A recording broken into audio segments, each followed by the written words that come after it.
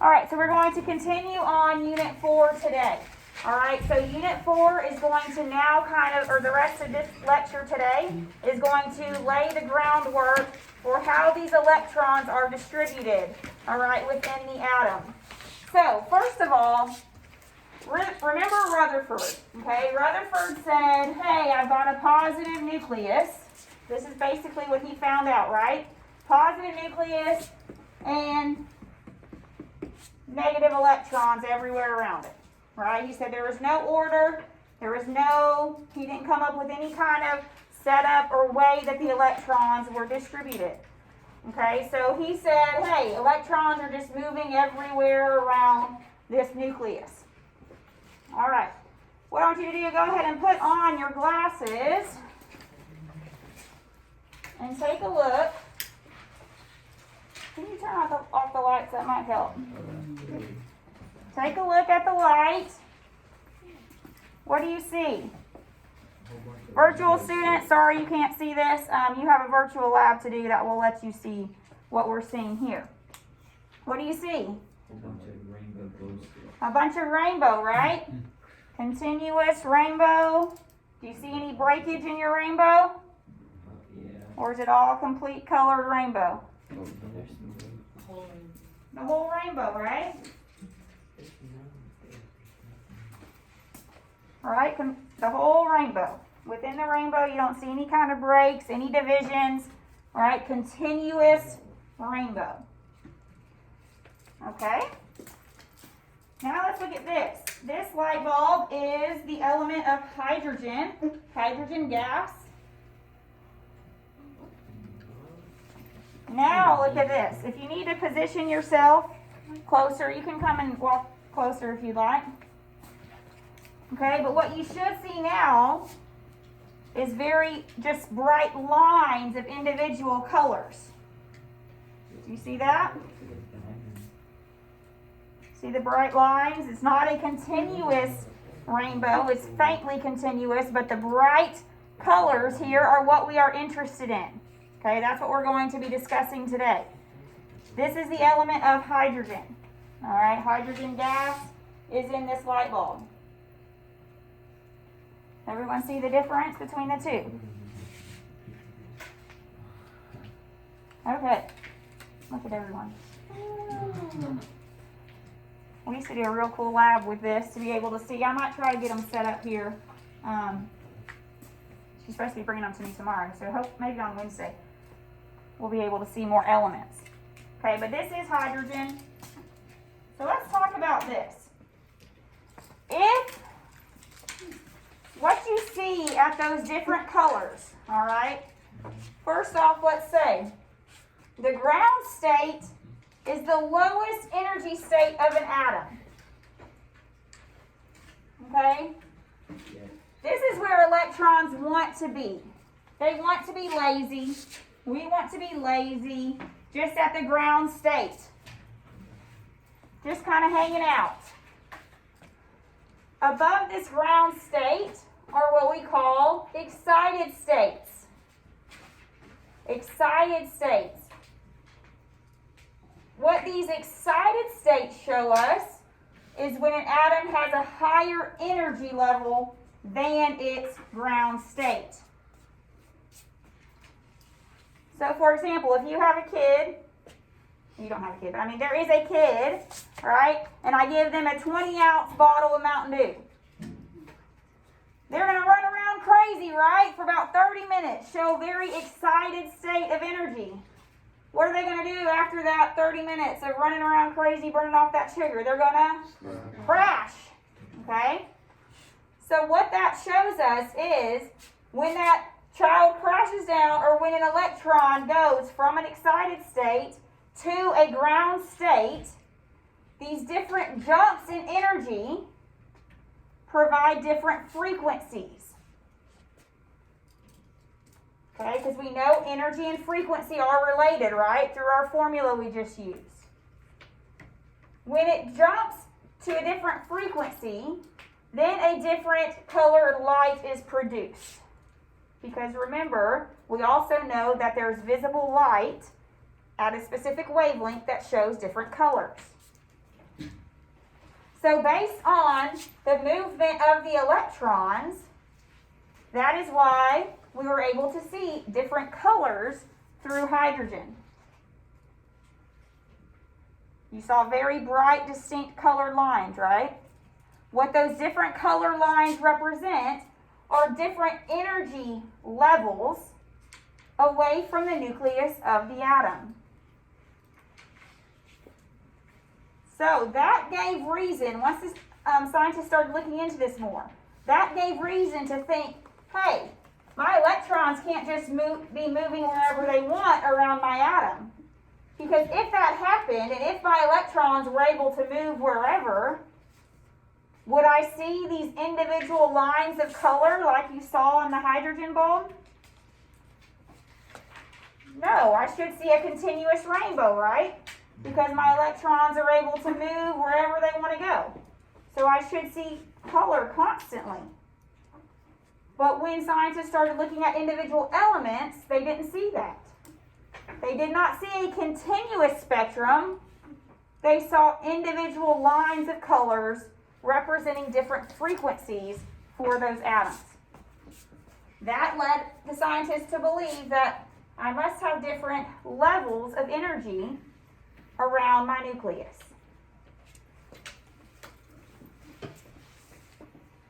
So, a continuous spectrum, you need to write down continuous spectrum.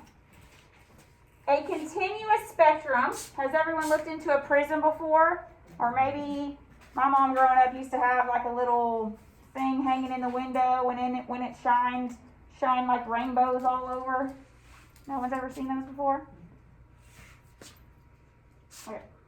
Well, a continuous spectrum is like looking at the plain light bulb there. You can see the full rainbow. This continuous spectrum shows us that all frequencies of light can be observed.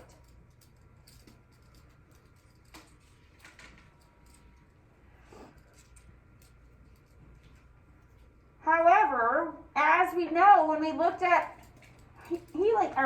hydrogen, we saw more like this. Individual lines of frequencies. So these are called line emission spectrums. Line emission spectrums for that particular element. Here are some other elements and their line emission spectrums. As you can see, they are unique for every element. Because every element has a little bit different frequencies, different number of electrons, all right? And therefore those electrons are going to exhibit different frequencies and therefore radiation.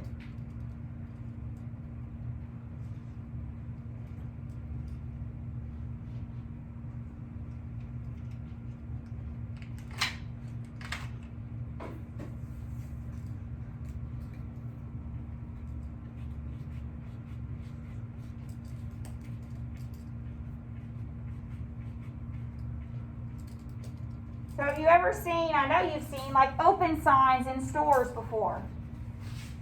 You've seen big, bright open signs? Sometimes red, sometimes blue, sometimes green. What do you think those open sign light bulbs are made out of? If that's hydrogen, right?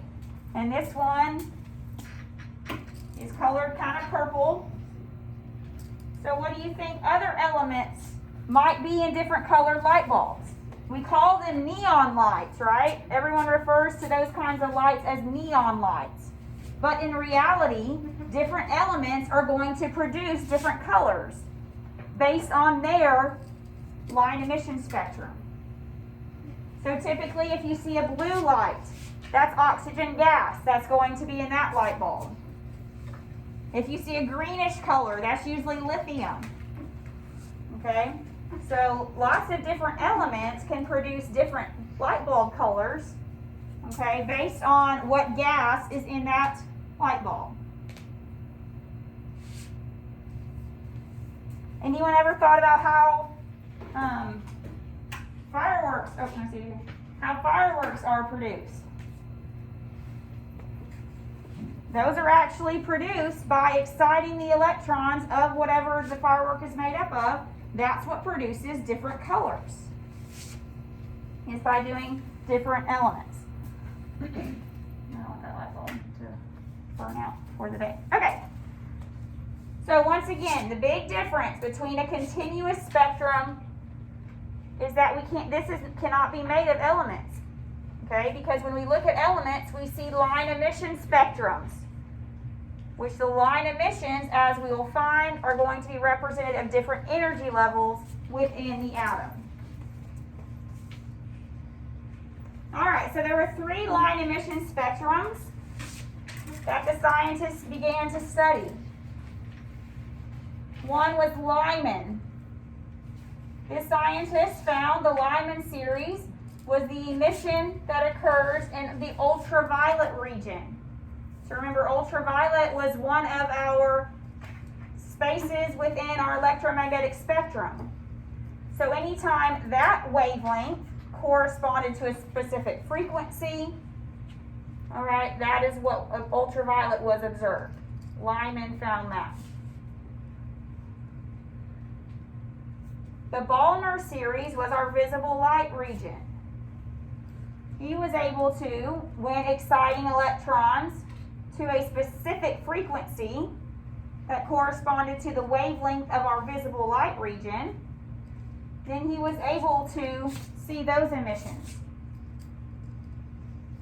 And Paschen, once again, he did the infrared region. So this was just showing that when the electrons fell to different energy levels,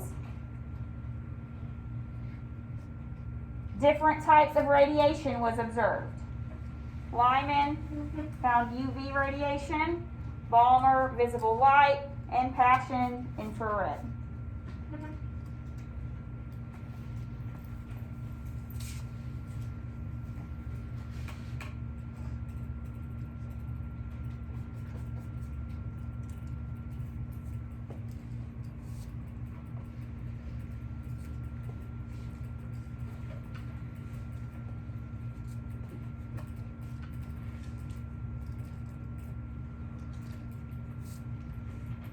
Any questions on the different spectrums observed?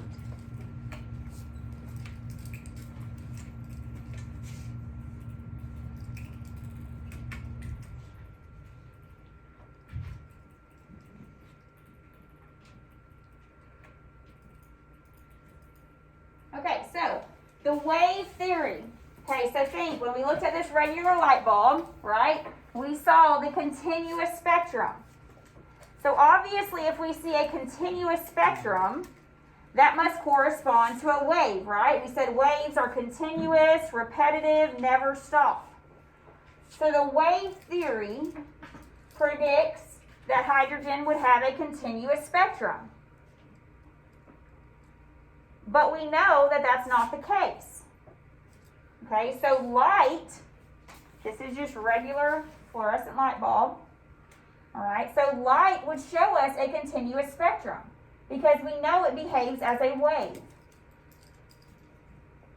But if you remember on Thursday when we talked, we also talked about particle properties that light has.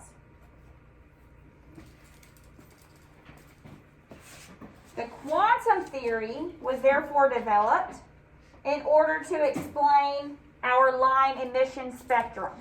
In order to explain, well, when I look at hydrogen, why isn't it a continuous spectrum?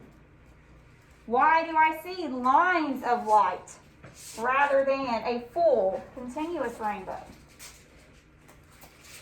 This is going to help us explain that photoelectric effect. Remember when we said, hey, individual particles are being excited from the surface of that metal. Individual electrons are being excited. Okay, not a full continuous wave. So since hydrogen, that's what we just looked at, only emitted specific frequencies of light, individual lines, specific frequencies, the energy differences between the energy states must be fixed as well.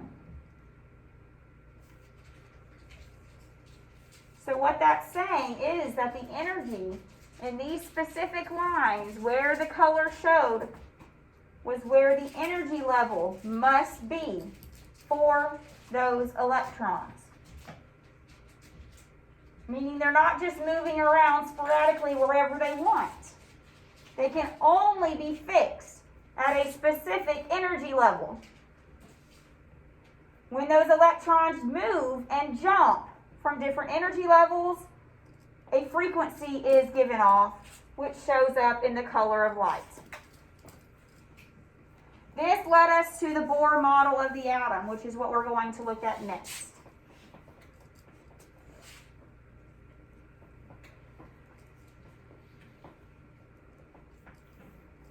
Any questions, though, on why hydrogen doesn't show a continuous spectrum? These lines are going to correspond to energy levels within the atom. Okay, those energy levels are the only place that the electrons can be. They can't be wherever they want. Okay, they can't be in between energy levels. They have to be on an energy level. So when they move and jump, that's when they give off a specific frequency, which is shown by the color light.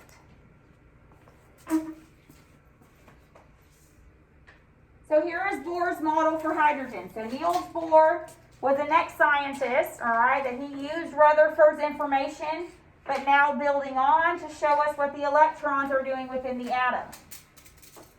So he said electrons can only circle the nucleus in paths or orbitals, like planets around the sun.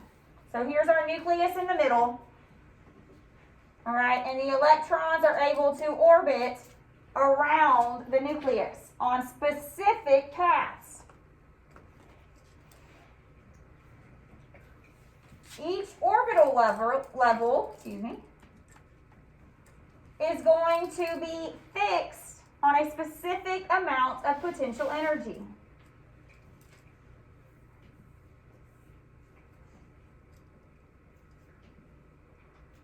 Electrons that have a higher energy are further away from the nucleus.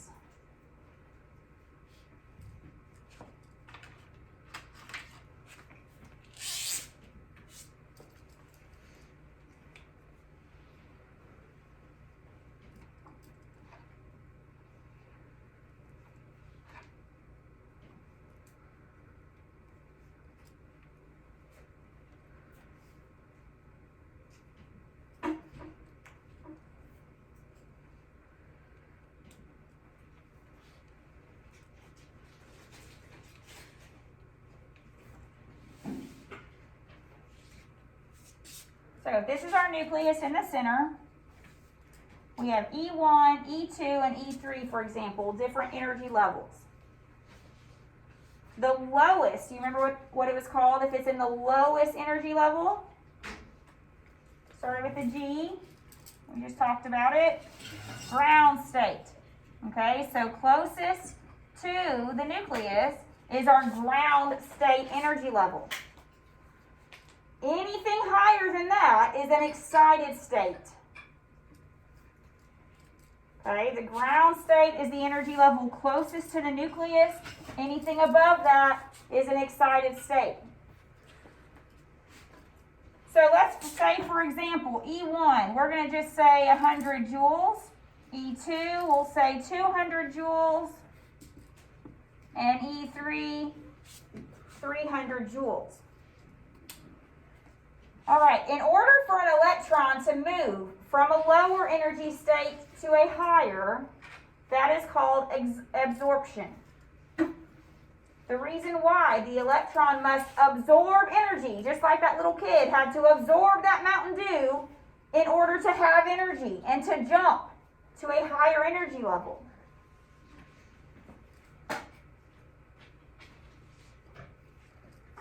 All right, so if I'm jumping from 200 joules to 300 joules, how much energy must I absorb in order to do that? 100 joules. Okay, so that absorption of 100 joules would then correspond to a specific frequency and therefore show the colors of light. That's how we see the colors of light. Emission is the opposite. When an electron is at a higher, more excited state, and then falls to a lower, any lower one, or back all the way down to the ground state, this is called emission, because the electron is then emitting energy, giving energy away, losing energy, in order to come back down to a lower energy level. So if I use these same numbers over here, how much energy is this electron emitting? How many? Think about it again. I'm at 300, and I'm falling to 100. So how much energy is going to be emitted? 200 joules. Okay? So if you're absorbing energy, you're moving from a ground state or lower energy level state to a higher. All right? Absorption, that's absorption. Emitting energy, emission, is going from a higher energy state to a lower. Okay? The difference is how much energy is either absorbed to do that or emitted, all right, when it's falling down to a lower energy level. Any questions on this?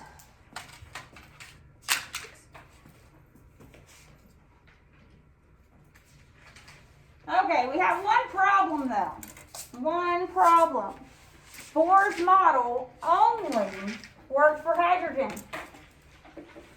Hydrogen only has one electron.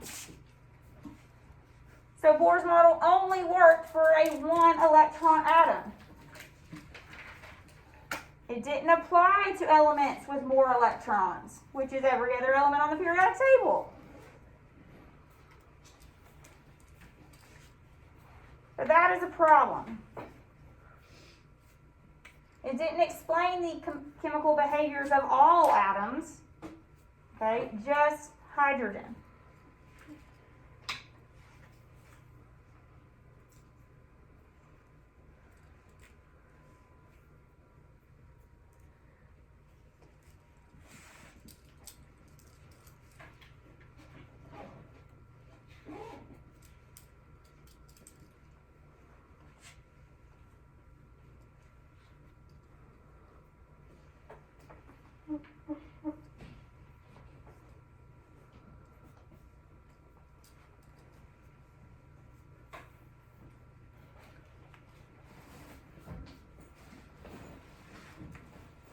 So we're going to look a little bit further here into, well, how do we explain other atoms, all right, other elements with more than just one electron.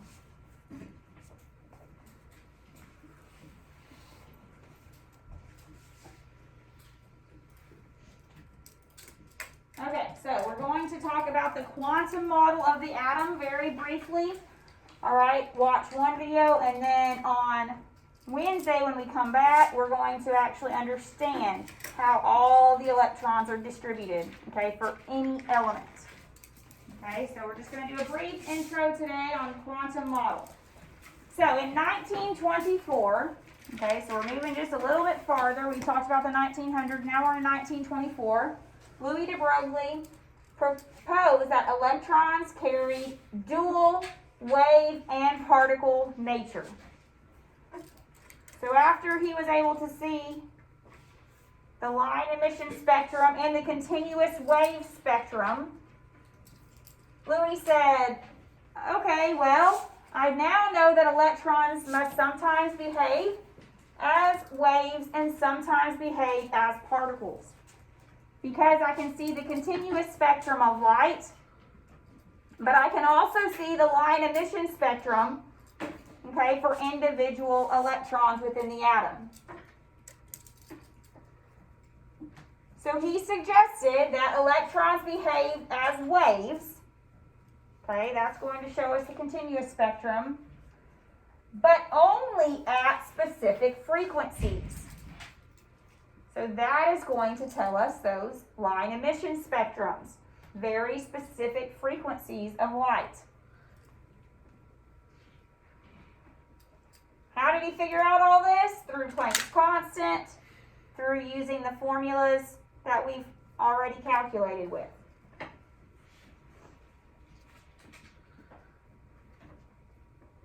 So you don't really have to write this stuff at the bottom down. Okay, that's just saying he used the formulas we've used, Planck's constant and also Einstein's formula, E equals mc squared, okay, to determine that electrons behave as waves also.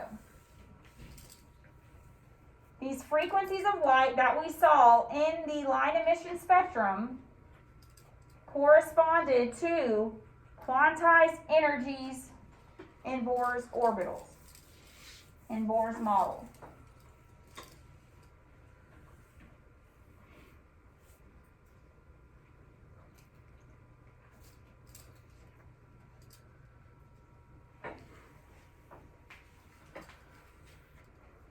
So Niels Bohr did come up with a very good idea of this model of the atom. However, we had to change it and adjust it just a little bit in order to make it apply for every other element with more than one electron. And that's what Louis de Broglie did in 1924.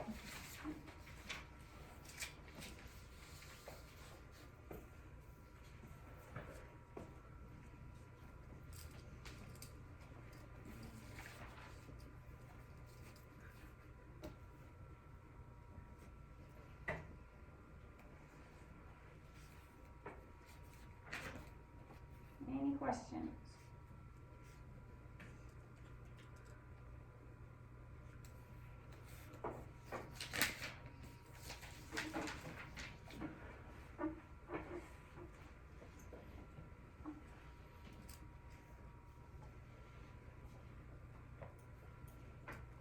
Okay, so Heisenberg then helped follow up Louis, and he said if electrons must behave as particles and waves, well, that's interesting. How can they do both?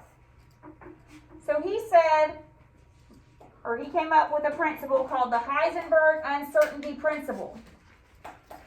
And he said it is impossible to determine both the position and velocity of an electron simultaneously at the exact same time. He said, I cannot determine exactly where the electron is located and the exact velocity of that particle.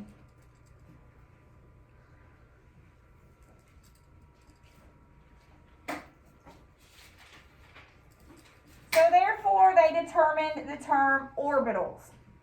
We know that orbitals exist. And these orbitals are 3D regions around the nucleus that indicates the probable location of an electron.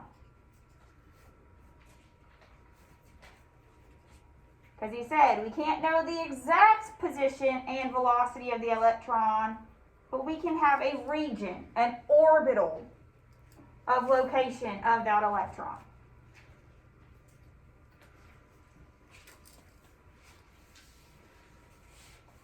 Just not the exact location.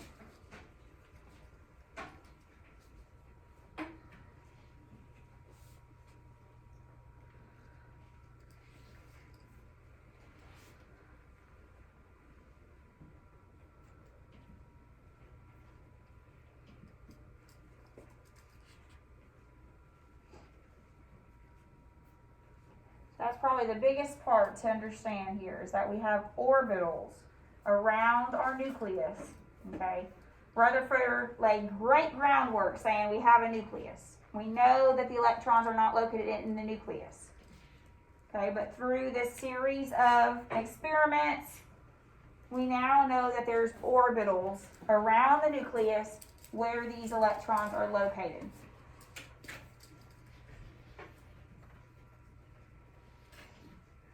This gets really deep, okay? So we're just going to kind of breeze through the surface today.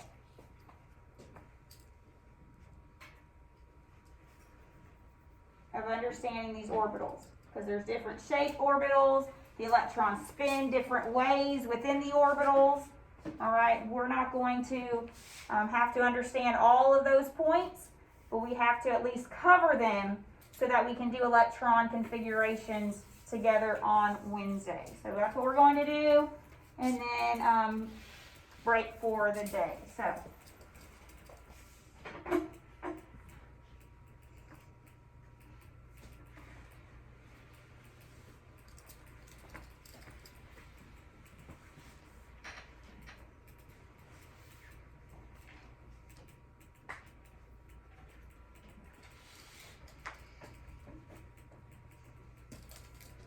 Okay, so quantum numbers are what are going to help us specify the properties of the orbitals and the properties of the electrons within the orbitals. There are 4 quantum numbers that are going to do this, that are going to help us specify these probable locations of the electrons. Because they can't all be in the same orbital. Can't be that easy. They can't all be in the same shape orbital. Okay? So these quantum numbers are going to give us an idea of where these electrons are going to be located. So there's 4 quantum numbers. There's a principal quantum number. That is going to tell us the main energy level. So if you remember, the lower the energy level, the closer we are to the nucleus. The higher the energy level, the farther you get away from the nucleus. Okay, so this first principal quantum number is just going to tell us, well, what energy level, kind of like a ladder, what energy level are we away from the nucleus? The second is the angular momentum quantum number. This quantum number is going to tell you the shape. Okay, what shape is the orbital? That should say shape of orbital, excuse me. Shape of the orbital.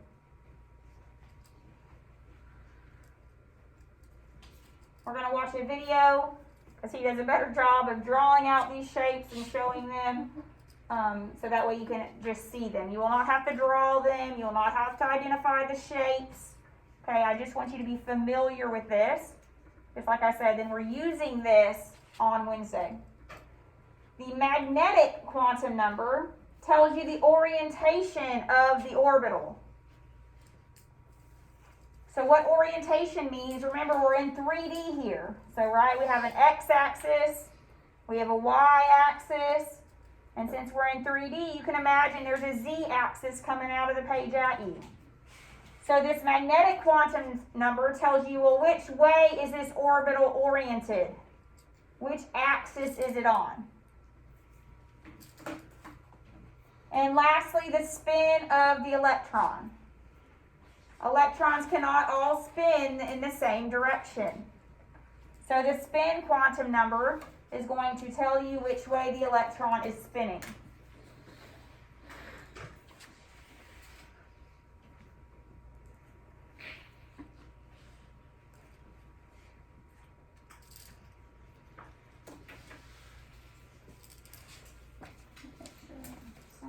We're just going to watch this video. Just kind of take this video in, all right? Pay attention to it so you'll be able to familiarize yourself with what is the energy level number. What are the letters? There's different letters for the shapes.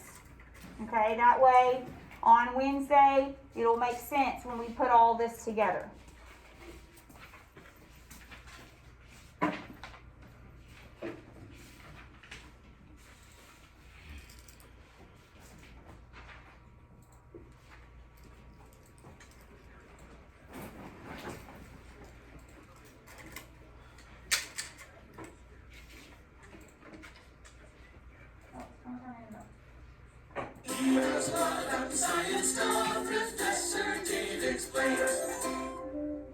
Now that we understand that electrons are both particles and waves, we are ready to learn about how electrons are arranged in an atom. The location and energy of every electron in an atom is determined by a set of 4 quantum numbers that describe different atomic orbitals. An orbital is a region of probability where an electron can be found. There are s, d, p, and f orbitals with different shapes, and they look like this. Remember, these shapes are not electrons, just regions in space where electrons can be, and each one can hold up to 2 electrons. The more electrons an atom has, the more of these orbitals it will need to accommodate them all. The first quantum number is the principal quantum number n, which can have any positive integer value. We saw this when we learned about the Bohr model. It represents the energy level of the electron. Each orbital will have an n value, and the larger the value of n, the further away from the nucleus it is.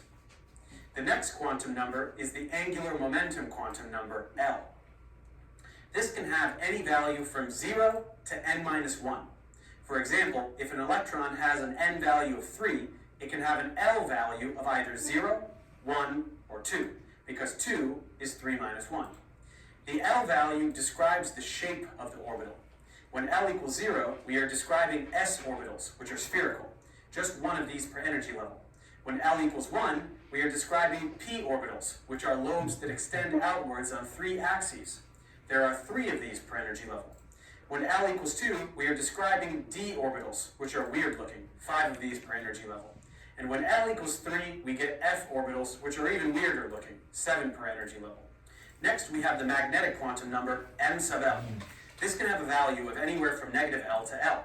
So if L is 2, m sub L can be negative 2, negative 1, 0, 1, or 2.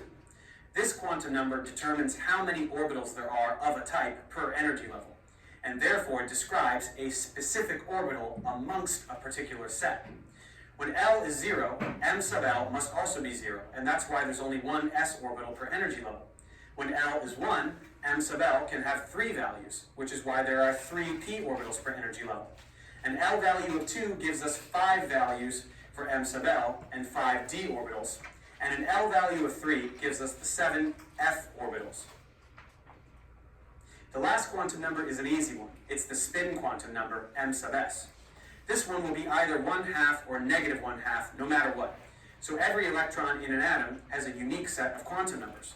No 2 electrons in an atom can have precisely the same 4 quantum numbers, as is stated by the Pauli exclusion principle. This is because any orbital can only hold up to 2 electrons, and even the 2 electrons in the same exact orbital will have opposite spin values. So let's try to describe different sets of quantum numbers and what they mean. It's really cold out here, but Alright. So, like I said, don't worry with all the specifics of how many can be in m sub L's and how many L's there are. Alright, we're going to use the information with the shapes of the orbitals, alright, in order to build our electron configurations on Wednesday. And, yep, that's all I wanted to cover today. Alright, so